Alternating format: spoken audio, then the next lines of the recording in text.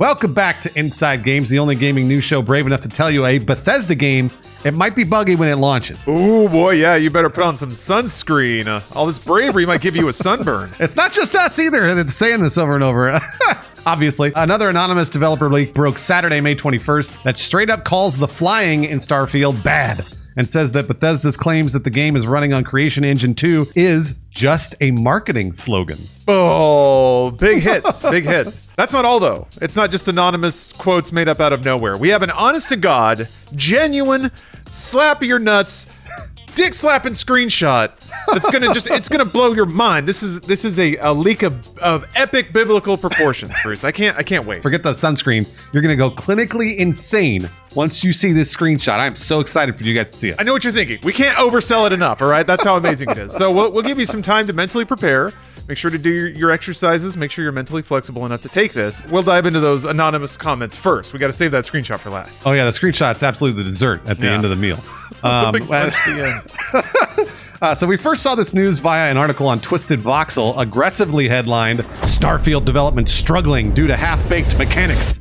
The article then cites comments made by King's Fan Man, host of the Bethesda-focused Kingscast. Now, the article goes on to paraphrase a lot of King's Fan Man's statements about Starfield in reporting that the game is mechanically half-baked and that the flying mechanics aren't quite up to snuff for a release just yet, which is why the game got delayed. That's all well and good, except the story goes a lot deeper than that. It turns out when King's Fan Man was speaking about Starfield, he was actually reading the real leaker in chat, a user that's going by the name of Timur72299. Yeah, this is a really interesting turnabout, and it doesn't seem like anybody really dug into this part of it. So this is an Inside Games exclusive report at this point. Through some very diligent research, which is to say a lot of like Googling and clicking through profiles, we found Timur's Twitter account where they posted a more complete version of the leak they posted in YouTube chat. According to a follow-up tweet a couple of days later, this whole leak came from Timur showing their source the previous Starfield leak that we reported on last week. The one about the engine being a piece of crap and all that. Yeah, that's right. Their source had all of this to say in response. The flying was bad in playtests. Creation Engine 2 is just a marketing slogan. It's just Creation Engine. They refactored the graphics modules of the engine and added a couple new features, but it's not a complete rebuild or overhaul. That will be obvious as soon as the game launches. Modders will tear them to shreds. Ugh. Todd internally said, quote, "We make games, not tools. The tool set is rusty. The content devs are sick of it. Building games on crap tools makes crap games." Damn. That's rough. That's a lot, and that's rough. If that's coming from internally, oof. I mean, yeah. But really, were we expecting anything else? It's Bethesda. Why are they going to switch engine? They're not going to upgrade it. Come on. Bruce, if it's in space, the game can't glitch out if there's nothing to glitch through. Wow, I didn't think about that. So how's the game going to crash if it's just two ships sort of floating in a void? The rest of these are kind of about Bethesda in general, and we're just going to read them because it's, it's fun rumors. The second point here says, since Bethesda Game Studios Austin released Fallout 76, they have not been working on a new game.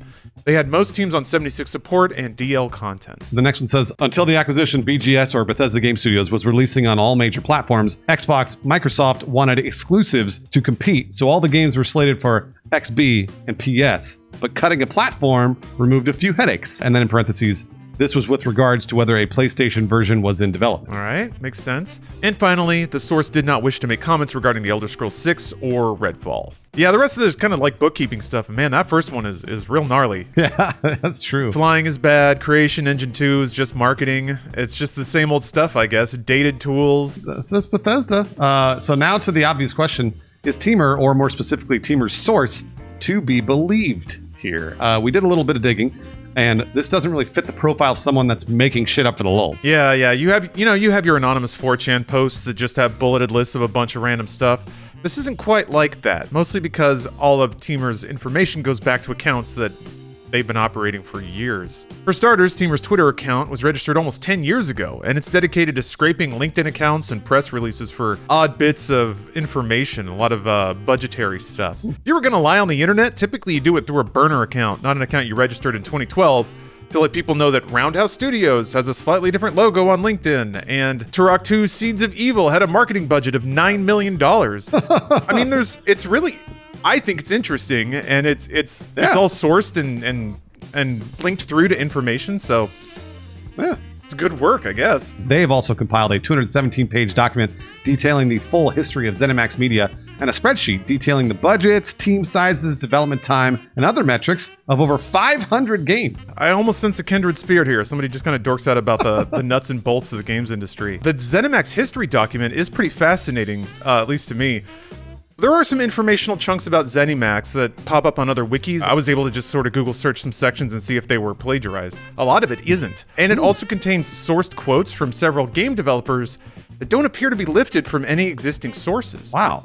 The quotes themselves are they're mundane, such as Benjamin Walsh talking about the profitability of AMF bowling games, or Justin Praisen laying out the reasons why ZeniMax decided to cancel Battle Cry in 2015. Yeah, but all these developers are real people, in as much as they have LinkedIn accounts and credits on shipped games. That implies that Timur actually does have connections to developers across ZeniMax Studios and Bethesda Softworks, and that he's not necessarily the type to manufacture quotes just for the hell of it. Or Timur made up all those quotes and attributed them to random developers he looked up on LinkedIn. I mean, it's a possibility. Yeah. But for 10 years, though, that seems like a long time to do that. Still, if you're going to make them up, one would think your imagination would just soar way higher than talking about the ironclad profit margins of AMF bowling games. I mean, absolutely. Yeah, or he's just a weird dude with a weird hobby. I don't know. Maybe he likes making up alternate history quotes about AMF bowling games. But still, this is all tracing back and trying to analyze why this person might just dump a bunch of random info into a chat during a live podcast. I don't know. You guys can make up your minds, but it seems more likely than not to me that they are actually talking to somebody and this is what they had to say. Then again, even if it is accurate, it still is just one person's perspective and an anonymous perspective at that. So that's all important information to keep in mind. So for his part, King's Fan Man did have something to add. Later in the podcast, he cited his own anonymous source in saying, "From what I know of Starfield, everything is going fine. Starfield is good. It just has some issues. That's all it is, and it wasn't going to be done." So there you have it. And now. And now. I can't wait. Oh, yeah. I've been waiting the whole episode. I'm so I've excited. been tensed up all day, Bruce. I'm starting to get sore and sweaty, but it's time. The real, actual leak you've all been waiting for. It's almost here. Okay, here it is. Hold on to your balls. Grab your flaps, whatever you got down there, because this is going to kill you. All right? Get You ready. will probably die. You will die from seeing this. Here we go. The ultimate leaked screenshot. Let's see it. Wow. As a door, right? Get a look at that door. It was a door. Yeah, I saw this and I read a news story and it was like, oh, Starfield leaks. And I clicked on it and it was like, it was a door. What? What will he think of next, Bruce? A door? So it's weird. Bethesda is releasing stuff for Starfield, right? They're uploading stuff to their own channel. It's all concept cool. art and behind the scenes stuff. Good. How are all the leaks doors? They're all doors in like chairs, and that's it. There's no like ray guns. There's no dude like No combat? doors. That's it. What do we? And they probably won't even open right. Apparently, if the creation engine is still busted. Here's the thing though, Lawrence. From this door, we know Todd Howard done it again. I mean, you have to admit there is something magnetic about it. Like nobody knows what Starfield is, and yet everybody wants to know. And all we've seen are doors, and somehow still people are. There's some magic there, which could also cut the wrong way, given that we're reporting on some dude in YouTube chat and random doors. I don't know. I think we're in a weird moment right now where we don't know what the game is, but everybody really wants to, so we're all starting to make stuff up and kind of freak each other out a little bit. That said, what do you guys think? And Bruce, what do you think? Do you think this game is going to be your typical Bethesda shit show, or do you think the delay is actually going to make it fully formed and complete? Well, first and foremost, I'm pretty sure we're going to see gameplay on June 12th. So we'll just see it in a couple of weeks here at the Xbox press conference, which I'm really excited about. I'm very excited for Starfield. I've really fallen in love with Skyrim over the last couple of years. And so I'm excited to see what they're doing with Starfield. That said, guys, it's going to be fucking broken. And even though they delayed it, that will help the game. But it still will be broken on release. And this is sort of the double-edged sword of delays.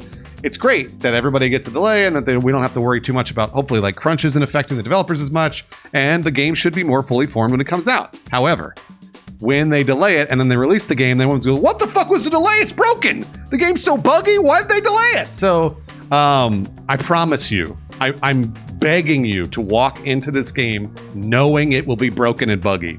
I don't want anyone to get hype. Just know it's broken. I promise you. but it could be fun, and I'm excited to try it because I love broken Bethesda games. They're really fun. I think you're approaching this with the best possible mentality. Just accept that it's going to be. Then if it's not, that's incredible. Sure. But yeah, what you said about wondering about the delay, Cyberpunk was exactly there. They delayed. It came out. It was still buggy. Everybody's like, why did you even delay it? It doesn't. Where did that go?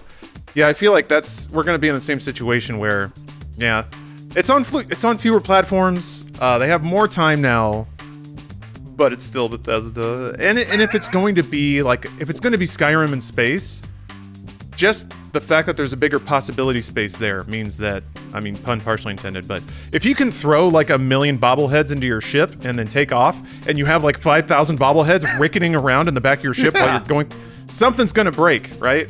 So just accept that, and that's part of the ride. I don't know. That's the Bethesda charm. Maybe it's not good to give them that allowance and treat it like it's a good thing, but there's a really fine line between a game that's broken and buggy and then a game that's broken and buggy and fun.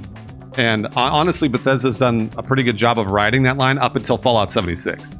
Fallout 76 was buggy and broken, but also had no content. So if Starfield releases that way, then a lot of people are going to have a lot of problems. But if there's a lot of content to do, even though it crashes and it's buggy and like, you know, your companion shoots up into space and stuff like that, like, well, content will be there. You just might have to restart the game. Unfortunately, I would say that I trust Bethesda, but Fallout 76 is giving me pause.